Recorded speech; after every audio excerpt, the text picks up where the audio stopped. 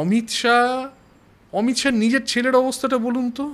এই যে জয় শাহ, তার সম্পত্তি কত বেড়েছে? তার সম্পত্তি, তার বাবা গৃহমন্ত্রী হওয়ার পর থেকে তার ছেলের সম্পত্তির পরিমাণ কোন মানে একেবারে জিওমেট্রিক প্রোগ্রেশনে যে বাড়তে বাড়তে একটা বিপুল জায়গায় পৌঁছে গেল। এই যে এতগুলো লোক, এই যে বিজয় মাল্য, তারপর হচ্ছে নীরব মোদী, এরা যে সমস্ত টাকা পয়সা মেরে চলে গেল, আপনার আমার টাকা। আজকে আদানি স্টেট ব্যাংকের থেকে টাকা পয়সা মানে তার লোন রাইট অফ করে দেয়া হচ্ছে, এবং সেখানে দাঁড়িয়ে এখনো কী চাই না, ওই আদিবাসীদের জল জঙ্গল জমি ওইগুলোকে চাই, কারণ ওগুলোর মধ্যে খনিজ সম্পদ এমনভাবে আছে যে ওই এলাকাগুলোকে যদি আমি দখল করতে পারি তাহলে আমি মানে একটা বিপুল পরিমাণে সাধারণ মানুষের যে মুখের গ্রাস সেটা কেড়ে নিতে পারবো, এবং আমি ফুলে ফেঁপে উঠবো। এবং যে কারণে আপনি দেখবেন অরণ্য ধ্বংস করে দেওয়া হচ্ছে, এবং এটা সারা বিশ্বে হচ্ছে, সারা বিশ্বে হচ্ছে, এবং তারই একটা অংশ হিসাবে এখানে আসছে। তার মানে কোথাও গিয়ে স্যার এই যে সাধারণ মানুষের যে বাস্তব সমস্যা সেগুলো থেকে কি এখন এই বিরোধী রাজনৈতিক দলগুলো কোথাও গিয়ে সরে এসছে? দেখুন, ঘটনা হচ্ছে খুব নির্দিষ্টভাবে মাথায় রাখবেন যে এই যে মাওবাদী আন্দোলন যে তৈরি হতে পেরেছে, সেটা তৈরি হতে পেরেছে তার কারণ আপনি মানুষকে ক্ষুধার্ত রেখেছেন, আপনি মানুষকে কথা বলার অধিকার দেননি, আপনি মানুষের ওপর নির্বিচারে, অর্থাৎ যে শোষিত মানুষের ওপর, গরিব মানুষের ওপর, আদিবাসীদের ওপর, মুসলমানদের ওপর, আমাদের দেশে যে মুসলমানরা রয়েছে, আজকে কি যোগী না কি বলেছেন যে ঈদ হয়ে গেল, ঈদের সময় মানে আপনি কোনোভাবেই গরু কাটা যাবে না, উট কাটা যাবে না, শুধু নাকি রাস্তায় মানে ছাগল কাটতে হবে, রাস্তা বন্ধ করা যাবে না, ইত্যাদি ইত্যাদি। রাস্তা বন্ধ করে, হ্যাঁ মানে ঈদের নামাজ পড়া যাবে না, সব কিছু ঠিক আছে, আমি মেনে নিলাম, কিন্তু হাইওয়েটা যেমন ঈদের নামাজ পড়ার জায়গা নয়, সেরকম ওই মোদি এবং যোগীর দলের লুম্পেনরা রাতের বেলা গাড়ি থামিয়ে যে কাণ্ড কারখানাগুলো করছিল, যে ছবি এসছে, সেটা করারও তো জায়গা নয়। এই সমস্ত লোকগুলো নিজেদের সমস্ত রকমের অসভ্যতা বজায় রাখবে, এবং যারা সংখ্যালঘু, যারা নিপীড়িত মানুষ, আদিবাসী, এদের ওপর আক্রমণ নামাবে, দলিতদের ওপর আক্রমণ নামাবে। এবং এই কাজটা এরা করছে। এইগুলো যদি না থাকতো, ক্ষুধা না থাকতো, এই অত্যাচার না থাকতো, তাহলে আমি আপনাকে গ্যারান্টি দিয়ে বলছি এই মাওবাদ নামক বস্তুটি ভারতবর্ষে কোনোদিন থাকতোই না। এটি তৈরি হয়েছে তার কারণ মানুষ, সাধারণ মানুষ, খেটে খাওয়া মানুষ পীড়িত, তারা নিপীড়িত, সেই কারণে এটা তৈরি হয়েছে। তার মানে এই যে শ্রেণী সংঘাত সেটা এখনো পর্যন্ত রয়েছে, সেক্ষেত্রে শ্রেণী সংঘাতটা এখন কি পর্যায়ে আপনি মনে করেন? কৃষকের সঙ্গে কর্পোরেটদের শ্রেণী সংঘাত, নাকি এই দলিতের সঙ্গে যারা বর্ণবাদী তাদের শ্রেণী সংঘাত? দেখুন, একটা জিনিস বুঝতে হবে যে ভারতবর্ষের যদি আপনি পুরো ইতিহাসের ধারাটা দেখেন, তাহলে দেখবেন যে একটা সময় আইডেন্টিটির মধ্যেই কিন্তু বিভিন্ন ধরনের শ্রেণী চেতনা লুকিয়ে ছিল, আইডেন্টিটির মধ্যেই। যেমন ধরুন আমাদের এই যেটাকে আমরা হিন্দু সমাজ বলি, এই হিন্দু সমাজের মধ্যে যদি আপনি দেখেন যে বর্ণ বৈষম্য রয়েছে, সেই বর্ণ বৈষম্যের মধ্যে দিয়ে কি হচ্ছে যে শূদ্র, অতিশূদ্র, বা যাদেরকে আমরা হরিজন বলেছি, একটা সময় দলিত বলছি, এই মানুষগুলোর শ্রমের ওপর দাঁড়িয়ে, এদের ঘাড়ে দাঁড়িয়ে ব্রাহ্মণ্যবাদী যে সংস্কৃতি, সেই ব্রাহ্মণ্যবাদী সংস্কৃতি সাস্টেন করেছে, এরা খেটেছে আর ফলভোগ করেছে ওপরতলার লোকেরা। সেই একইভাবে শ্রেণীগতভাবেও তো তাই হচ্ছে। আজকে গরিব মানুষ খেটে মরছে, আদিবাসী খেটে মরছে, আর আপনি তার মুখের গ্রাস ছিনিয়ে নিয়ে আপনি ফুলে ফেঁপে উঠছেন। দেশের অধিকাংশ সম্পদ আপনি হোল্ড করছে 10% মানুষ, আর বাকি সমস্ত মানুষ তারা কিন্তু এই সম্পদ সৃষ্টির জন্যে তারা কিন্তু তাদের রক্তঘাম ঝরিয়ে যাচ্ছে। তো এই অবস্থাটা যখন বজায় আছে, তখন স্বাভাবিক বিরুদ্ধে মনে রাখবেন একটা জিনিস, ওই অমিত শাহ যতই বলুক যে 2026 সালের মধ্যে আমি মাওবাদ শেষ করে দেবো, দেখুন মাওবাদ একটি দর্শন, সেই দর্শনটি ভুল না ঠিক সেইটা মানে তর্ক সাপেক্ষ, সেই দিকে আমি যাচ্ছি না। আমি নিজে ব্যক্তিগতভাবে মাওবাদ শব্দটাতেই বিশ্বাস করি না, মাওবাদ শব্দটাই হয় না। সেটা কেন হয় না তার প্রচুর মতাদর্শগত দার্শনিক বিভিন্ন ধরনের বক্তব্য আছে, সেটা নিয়ে আমি আলোচনায় যাব না। কিন্তু এটা মাথায় রাখা দরকার যে একটা মতাদর্শকে ওইভাবে মেরে দেওয়া যায় না। যে মতাদর্শটা শোষিতের কথা বলে, সেই মতাদর্শকে আপনি লাঠিগুলি দিয়ে কি করবেন সেটা হচ্ছে আপনি তাদের সাধারণ সম্পাদককে মেরে দিয়েছেন, আপনি তাদের কেন্দ্রীয় কমিটির সবাইকে মেরে দিয়েছেন, এখন বলছেন যে পলিট ব্যুরোটা 3টে লোক বাকি আছে, কেন্দ্রীয় কমিটিটা 16 জন লোক বাকি আছে, তাদেরকে মেরে দেবো। হ্যাঁ, তাদেরকে মেরে দিলেই ব্যাস মানে কাজ হয়ে যাবে। আরে তাদেরকে মেরে দিলেই কি হবে? তার মানে এই যে দেখছেন না যে মৃতদেহগুলো দিল না, কেন দিল না? তার কারণ ওই এক একটা মৃতদেহ কারণ মানুষ, সাধারণ মানুষ, খেটে খাওয়া মানুষ তো জানে যে এই যে মৃতদেহগুলো যাদের, তাদের মৃত্যু হয়েছে এই ওদের মানে কি বলা যেতে পারে, ওদের জন্যে লড়াই করার জন্যই তাদের মৃত্যু হয়েছে। তো সেই নিপীড়িত মানুষ স্বাভাবিকভাবে তাদের মধ্যে থেকেও তো আবার ওই চিন্তাটা তৈরি হবে যে না, রেজিস্ট্যান্স দরকার, ঠিক আছে একবার পারলাম না কিন্তু আবার পারবো, এবং এই বারবার চেষ্টা করার মধ্যে দিয়েই তো হয়। রবার্ট ব্রুসের গল্প পড়েছিলেন নিশ্চয়ই ছোটোবেলায়, যে সেই মাকড়সাটা উঠতে যাচ্ছে কিন্তু উঠতে পারছে না, পড়ে যাচ্ছে। তো রবার্ট ব্রুস দেখে যে আলটিমেটলি দেখা গেল মাকড়সাটা পৌঁছে গেল ওপরে। রবার্ট ব্রুস বুঝলেন যে না, তাহলে বারবার চেষ্টা করলে নিঃসন্দেহে হয়, এবং তিনি চেষ্টা করে যুদ্ধ করলেন এবং জিতে এলেন আর কি। তো সেই রকম ঘটনা এটা, এই লড়াই ওইভাবে থামে না। মানে কতগুলো মানুষকে আপনি মেরে দিতে পারেন কিন্তু তাদের চিন্তাকে আপনি মারতে পারবেন না, সেই চিন্তাকে মারা যায় না। এটা আদত কারণটা হচ্ছে ওই মাওবাদ, আমি তো আগেই বললাম মাওবাদ, নকশালবাদ, এইগুলোকে ওই যে বলা হচ্ছে শেষ করে দেবো, তার কারণ একটাই, সেটা হচ্ছে এই সমস্ত যে সম্পদ আছে, প্রাকৃতিক সম্পদ, এই প্রাকৃতিক সম্পদকে তুলে দিতে হবে কর্পোরেটদের হাতে, আদানি আম্বানির হাতে তুলে দিতে হবে, এবং সেখান থেকে আমারও কিছু কাটমানি জুটবে, এই তো উদ্দেশ্য।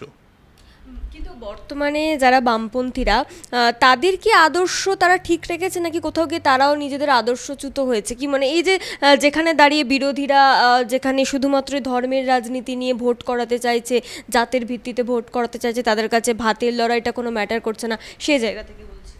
দেখুন, খুব দুঃখজনকভাবে যেটা ঘটনা, আমাদের দেশে কমিউনিস্ট পার্টি এতবার বিভক্ত হয়েছে, বারবার ভেঙেছে, এবং দুঃখের বিষয় যেটা, মানে কি আর বলবো, আমি দেখি তো চারিদিকে, মানে ধরুন আজকে যদি ভূতের রাজা এসে কোনো কমিউনিস্ট পার্টির সদস্যকে বলে যে 3টে নয় আমি তোমাকে একটা বর দেব, তুমি কি চাও? তো সেখানে সেই কমিউনিস্ট পার্টির কর্মী, আমরা এমন একটা পরিমণ্ডল তৈরি করেছি যে পরিমণ্ডলের বাইরে আমিও নই, কারণ আপনি আমাকে বামপন্থী গবেষক বলে পরিচয় করিয়েছেন, তো ফলে বামপন্থী গবেষক হওয়ার ফলে এই পরিমণ্ডলের মধ্যেই আমি।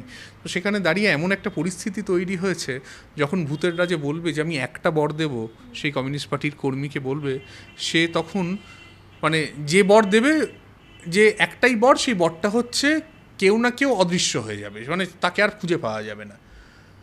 তো সে কিন্তু বলবে না যে পুঁজিবাদ অদৃশ্য হয়ে যাক, সে কিন্তু বলবে না যে ক্ষুধা অদৃশ্য হয়ে যাক, সে কিন্তু দাঁড়িয়ে বলবে না যে হিটলারের সাপদ বাহিনীর যে প্রতিভূরা বর্তমানে ভারতবর্ষ শাসন করছে তারা অদৃশ্য হয়ে যাক। সে বলবে তার লোকাল কমিটির, তার বিরুদ্ধে যে সদস্যটি আছে সে যাতে অদৃশ্য হয়ে যায়। তো এই যে আমাদের মধ্যে কমিউনিস্ট পার্টিগুলোর মধ্যে যে পেটি বুর্জোয়া ডিভিয়েশন আমরা বলি, যে মধ্যবিত্তের যে বিচ্যুতিগুলো বলি, সেই বিচ্যুতিগুলো এমন পর্যায়েতে গেছে যে তারা স্বাভাবিকভাবেই তারা তৃতীয় প্রজন্মে এসে, অর্থাৎ আমাদের প্রজন্মে এসে তারা কিন্তু সেগুলো, তাদের পূর্বপুরুষরা যে অর্জনগুলো করেছিল, মানে ধরুন আমাদের ঠাকুরদারা অর্জন করেছিলেন, আমাদের ঠাকুমারা অর্জন করেছিলেন, আমাদের বাবা মারা কী করলেন, সেই অর্জনটুকু রক্ষা করার একটা চেষ্টা করেছিলেন। আমরা এখন যেটা করছি, সেই অর্জনগুলোকে আমরা বিক্রি করে দিচ্ছি খোলামকুচির দরে। লেনিনের ভাষায় বললে মানে selling the country for a mess of pottage, এই তো বিষয়, খোলামকুচির দরে বিক্রি করছি আমরা। তো যা হওয়ার তাই হচ্ছে, আমরা মাঠে নেই, রাস্তায় নেই, আমরা সোশ্যাল মিডিয়ায় আছি, এই তো। মানে এটা তো বিরোধীরা বলে, এটাতে মানে আপনিও সমর্থন করছেন? হ্যাঁ, কিয়দাংশে তো অবশ্যই সমর্থন করছি, এই জিনিসটা তো হচ্ছে, অত্যন্ত দুঃখজনকভাবে হচ্ছে। আমরা কাদের উত্তরাধিকার বহন করি সেটা তো দেখা দরকার। ইলামিত্রের উত্তরাধিকার বহন করি আমরা, আমরা কার উত্তরাধিকার? আমরা ভবানী সেনের উত্তরাধিকার বহন করি, আমরা চারু মজুমদারের উত্তরাধিকার বহন করি। তো সেখানে দাঁড়িয়ে, এবং এই মানুষগুলো নিজেদের জীবন দিয়ে লড়াই করে গেছেন, নিজেদের জীবন দিয়ে শোষিত মানুষের, নিপীড়িত মানুষের অধিকার প্রতিষ্ঠার লড়াই করেছেন। আমরা কি করছি? আজকে আমি আপনার এখানে দাঁড়িয়ে 4টে গরম গরম কথা বলছি, আরেকজন হয়তো আরেকটা কোনো চ্যানেলে গিয়ে 4টে গরম গরম কথাবার্তা বলছে, কিন্তু আদত কাজের কাজ কি আমরা করছি? কি করলে মনে হয় আপনার যে আসলে কাজের কাজটা হবে, রাস্তায় নেমে কিভাবে মানে জিনিসপত্রগুলো ঠিকঠাকভাবে সামলালে আবারও আগের জায়গায় ফিরে যাওয়া সম্ভব?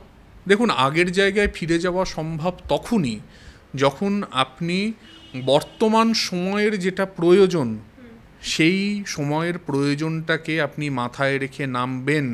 এই সময়কার প্রধান প্রয়োজন হচ্ছে বামপন্থী শক্তির, কমিউনিস্ট শক্তির সার্বিক ঐক্য। প্রথম দরকার কমিউনিস্ট শক্তির সার্বিক ঐক্য। এই ঐক্য মানে পাটি পাটি মিলিয়ে দেওয়া নয়, এই ঐক্যটা মানে হচ্ছে গোটা আন্দোলনটার ঐক্য। এবং এই আন্দোলনটাকে ঐক্যবদ্ধ করতে গেলে হৃদয়ের প্রসারতা নিয়ে যেতে হয়। মানে আমার মনে আছে চারু মজুমদারের একটা লেখা আছে, শেষ লেখাটার নাম হচ্ছে জনগণের স্বার্থই পার্টির স্বার্থ। তো সেখানে উনি বলছেন যে আজকে জনগণের প্রয়োজনই সংঘবদ্ধ আন্দোলনের প্রয়োজনীয়তা, জনগণের প্রয়োজনেই সংঘবদ্ধ আন্দোলনের প্রয়োজনীয়তা দেখা দিয়েছে। এবং একটা সময় যারা আমাদের শত্রুতা করেছে তাদের সঙ্গেও আজকে জনগণের প্রয়োজনেই ঐক্যবদ্ধ হওয়া দরকার। এবং এটার জন্য হৃদয়ের প্রসারতা রাখতে হবে। হৃদয়ের প্রসারতা কমিউনিস্টদের গুণ, তিনি এইটা বলছেন। তো এটা চারু মজুমদারের যারা অনুগামী তারা যদি একটু মাথায় রাখেন, যারা জ্যোতি বসুর অনুগামী তারা যদি একটু মাথায় রাখেন, যারা ভবানী সেনের অনুগামী তারা যদি একটু মাথায় রাখেন, যারা সৌমেন্দ্রনাথের অনুগামী, সৌমেন্দ্রনাথ ঠাকুর তার অনুগামী তারাও যদি একটু মাথায় রাখেন, সবাই যদি একটু একসাথে এসে নিজেদের যা তফাৎ বিতর্ক যা কিছু আছে সেগুলোকে নিয়েও যদি আমি এক পা চলতে পারি, সেই এক পা চলার পথটা সুগম করা দরকার। এবং এটা নিচ থেকে হয় না, এটা একেবারে নেতৃত্বের জায়গা থেকে তৈরি করতে হয়। যেমন কমরেড বাসবরাজু মারা যাওয়ার পর আমি দেখলাম প্রথম যারা স্টেটমেন্ট দিলেন তারা কে না, ভারতের কমিউনিস্ট পার্টি সিপিআই। তারা অসাধারণ স্টেটমেন্ট দিয়েছেন যে এই যে এক্সট্রা জুডিশিয়াল কিলিং, মানুষকে তুমি আইনের আওতায় আনছো না, তুমি যদি এত কিছুই জানো তাকে আইনের আওতায় আনো, তা না এনে তুমি তাকে নির্বিচারে হত্যা করছো। এর বিরুদ্ধে তারা যেভাবে গর্জে উঠেছিল তাতে দেখা গেল যে সমস্ত কটা কমিউনিস্ট পার্টি গর্জে উঠল। এমনকি যারা একটা সময় ওদের বিরুদ্ধে যৌথ বাহিনী চালিয়েছে লালগড়ে, সেই সিপিএমও প্রায় 30 ঘন্টা বাদে, অবশ্য 30 ঘন্টা বাদে তারা, মানে আমি দেখলাম যে 5 ঘন্টার মধ্যে সিপিআইয়ের রেসপন্স এলো, 30 থেকে 36 ঘন্টা বাদে এলো মানে সিপিএমের রেসপন্স। কিন্তু এলো, তো এটাকে আমি পজিটিভভাবে দেখছি। যদিও আমি কিছু সমাজ মাধ্যমে দেখেছি যে সিপিআইএমের বর্তমান সদস্যরা পশ্চিমবাংলার তারা খুবই কুৎসিতভাবে এই হত্যার জন্য তারা আনন্দ প্রকাশ করছেন, কিন্তু তারা বুঝতে পারছেন না, সেই ওই কবিতার মতো আর কি, প্রথমে কমিউনিস্টদের ধরলো তারপরে আমাকেও ধরলো। তারা বুঝতে পারছেন না যে আদতে এটা একটা প্রিসিডেন্স হিসাবে কাজ করছে, যে আমি আমার বিরোধী কণ্ঠস্বরকে ধ্বংস করে দিতে পারি। এতদিন কি দেখা গেছে, বিরোধী কণ্ঠস্বরকে আমি লোকসভা থেকে সাসপেন্ড করে দিতে পারি, রাহুল গান্ধীকে লোকসভা থেকে সাসপেন্ড করে দিতে পারি, এটা দেখেছি। কিন্তু এবার দেখা গেল যে আমার বিরোধী কণ্ঠস্বরকে, বিরোধী শক্তির সর্বোচ্চ নেতৃত্ব, বাসবরাজ সর্বোচ্চ নেতৃত্ব ছিল, সর্বোচ্চ নেতৃত্বকে আমি ধরে একেবারে মানে ফেক এনকাউন্টারে, ভুয়ো সংঘর্ষে আমি তাকে হত্যা করতে পারি। এবং এই জিনিস যা বাসবরাজ দিয়ে শুরু হলো তা যে ডি রাজাদের দিকে যাবে না, তা যে এম এ বেবির দিকে যাবে না, তা যে প্রভাস ঘোষের দিকে যাবে না, এরকম তো নয়, তাদের দিকেও যেতে পারে। এবং সেই জন্যেই কিন্তু তারা এটা বুঝেছেন বলেই কিন্তু তারা সঙ্গে সঙ্গে এখানে, বা একজন 30 ঘন্টা পরে হলেও তারা কিন্তু সেখানে ব্যাপারটার প্রতিবাদ করেছেন, তারা চাইছেন রাস্তায় থাকতে। কিন্তু তারা তাদের কর্মী বাহিনীকে সেই পরিমাণ শিক্ষিত করতে পারেননি যে কর্মী বাহিনীকেও বুঝতে হবে যে কোনটা আসলে প্রয়োজন। মানে ঘুঁটে পুড়ে যাচ্ছে দেখে গোবর হাসছে, এটা কোনো কাজের কথা নয়, কোনো কাজের কথা নয়। আমার এটুকুই বলার যে সবাই যদি ঋণ শোধ করার মানসিকতা নিয়ে আসতে পারে, সবাই যদি নিজেদের ইগো, নিজেদের মধ্যবিত্ত যে ব্যাগেজগুলো আছে সেগুলোকে যদি তারা ফেলে আসতে পারেন, তাহলে ভারতবর্ষের নিপীড়িত মানুষের জন্য যে কাজ করার কথা তারা বলছেন সেটা সম্ভব হবে।